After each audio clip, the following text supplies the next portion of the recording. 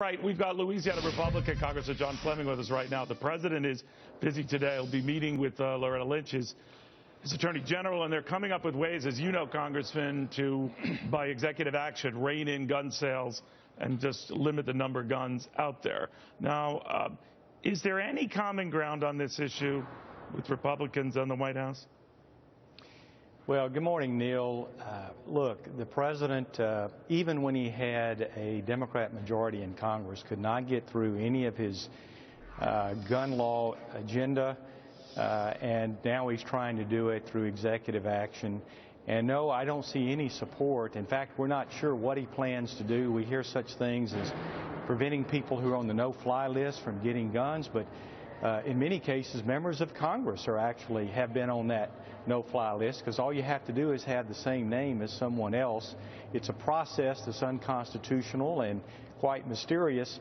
So the only thing you wouldn't find common ground. The reason why I ask is that a number of pro-gun groups have at least expressed quasi-support for sharing state information on particularly distressed, depressed, mentally challenged individual, whatever you want to put it, and share that with a national gun registry to make sure they don't get guns or are properly screened. How do you feel about that?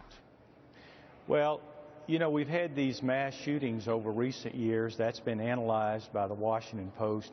Nothing has been found about our current laws or any changes to the laws that would make any difference. But said that, we know that the one common element to these mass shootings is mental illness or some sort of mental disturbance.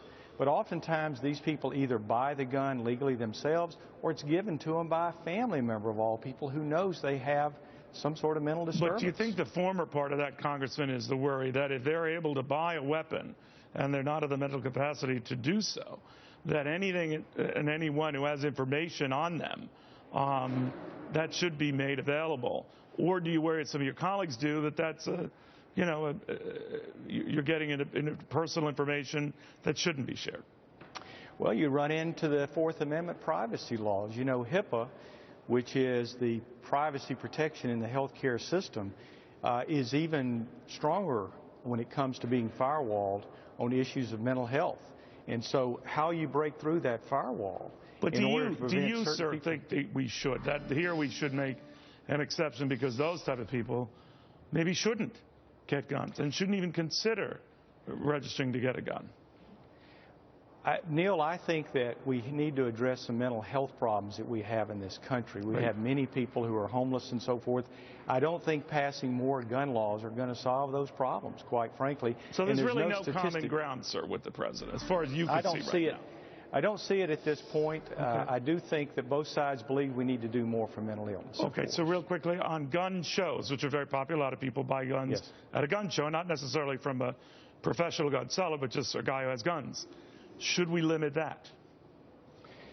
Some states already have when it comes to registering a private individual selling to another private individual. Right. States can pass that today.